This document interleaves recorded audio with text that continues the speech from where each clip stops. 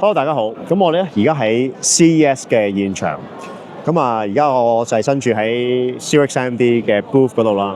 我喺度咧想同大家講下 NVIDIA 嗱，因為黃仁勳喺CES 咧亦都有一個演講。我講下佢講乜嘢啦。亦都我會 follow 喺 NVIDIA 今年佢哋喺 AI 方面嗰個嘅發展啦，同埋一啲其他少少嘅消息啊。咁首先黃仁勳佢就提到啦，其實我哋每逢通常係講緊10年至到10幾年時間咧，通常都會有一個平台嘅轉移。咁譬如舉例20幾年前就係講緊由 PC 去 Internet， 又或者10幾年前就係講緊智能手機。咁呢啲都係屬於平台嘅轉移。咁其實今次喺 AI嘅時代之下啦，咁其實亦都出現咗啲平台轉移，唔係淨係 hardware 嘅，亦都包括係 software。譬如佢就提到啦，喺應用層面啦，其實而家我哋今時今日寫 software 就唔係就咁，即係純粹好似以前咁樣，我哋 developer， 我哋呢啲 engineer 就去揼嗰個程式出嚟，或者寫 program。今時今日咧，我哋講緊最新嘅應用程式咧，或者應用程序，好多時咧都會係建基喺 AI 之上嚇。咁另外佢亦都提到運算層面咧，或者 hardware 方面，就係話而家AI 以前我哋係好 heavily depends on CPU 嘅。咁其實 AI 當然就需要 GPU 啦。而我哋睇到其實我哋今時今日會係越嚟越多由CPU 轉去喺 GPU 上面去運算。咁呢個係一個所謂平台嘅轉移喺 AI 方面。咁呢個亦都提到 Agentic AI 啦。咁其實 Agentic AI 即係話其實今時今日我哋嘅 AI 唔係淨係 chatbot 啦，係講緊可以係幫你做到好多唔同嘅工作嚇，即係所謂一條龍嘅服務嚇。你 chatbot 講完之後，你自己都去 execute， 但係唔係 agentic。譬如我舉例，可能programming 嚇，咁其實你問完 chatbot， 你就自己 copy and paste， 唔係佢幫你去deploy 埋，或者幫你去push 去 GitHub 或者去做測試，所有嘢呢都係 agentic 嘅工作。咁你提到其實佢Agentic AI 佢講緊一個藍圖出嚟，一個 blueprint 出嚟咧，其實講緊就話其實 Agentic AI 同譬如大型語言模型都一樣啦。首先係多模態嘅，即係所謂 multi-modal 嚇，唔係淨係文字，亦都可能涉及到影像啊、視像啊等等嘅唔同嘅 input 啦。咁而且亦都係 multi-modal 嘅，可能係即係多模型啊，唔同嘅模型會負責唔同嘅工作。咁嘅 Agentic AI 咧都會係咁樣樣。咁通常就係講緊會有一個，譬如舉例一個 agent， 佢係一個 router 咧，一個 task router 啦，就將嗰啲任務咧去 route 去唔同嘅 component 嗰度。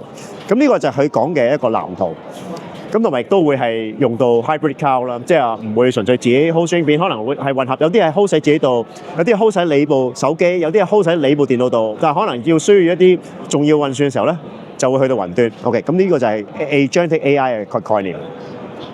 好啦，咁 NVIDIA 當年今年其中一個最重要咧，就係關於 AI 方面，就係講緊佢哋嗰個超級電腦嚇，呢個叫 Vera Rubin Supercomputer。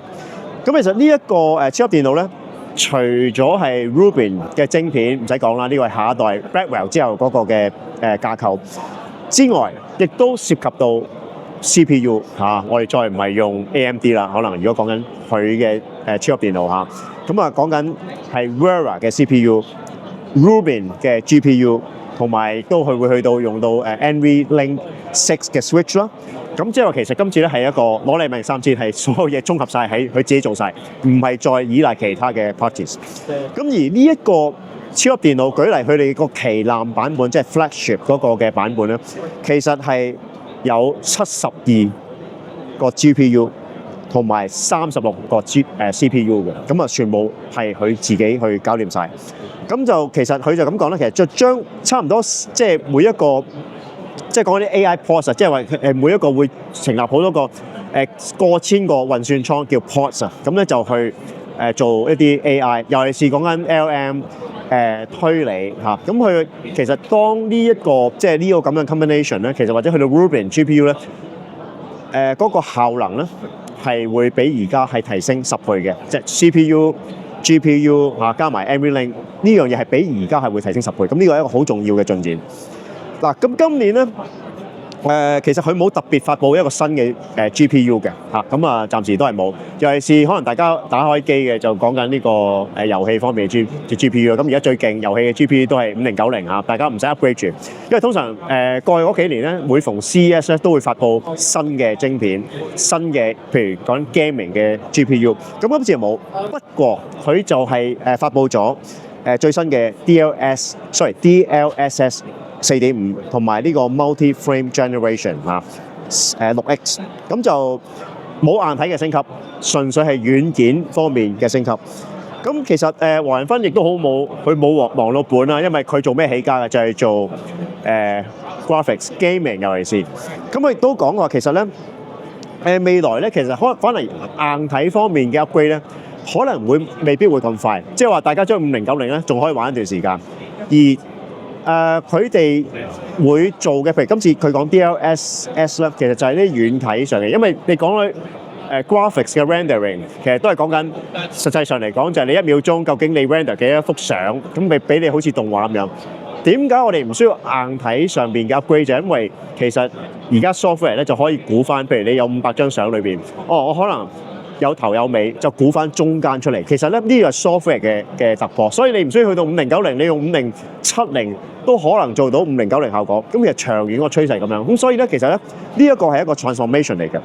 咁就唔係淨係 hardware 啦，咁呢個係黃仁勳親自去講嘅，佢唔係喺會上面講，係事後嘅招待會嗰度講。咁就呢個就係關於gaming 方面嘅一啲 update 啦。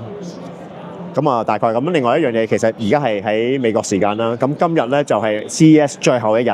咁其實而家咧嗰啲做儲存器啊 RAM 嗰啲相關公司係喺度癲啦，譬如舉一間公司唔係做 RAM 嘅，叫 SanDisk 啊，大家啲 USB 啊 Flash Card 咧，呢幾日升咗3-4成，今日我睇緊嘅時候都升咗4成，4%唔係4成，4% 嚇。咁就因為我之前條片都講過啦，嗰啲RAM 係炒到貴晒嚇，我哋都係受害者嚇。咁係啦，主要 update 就咁樣嚇。咁多謝大家先。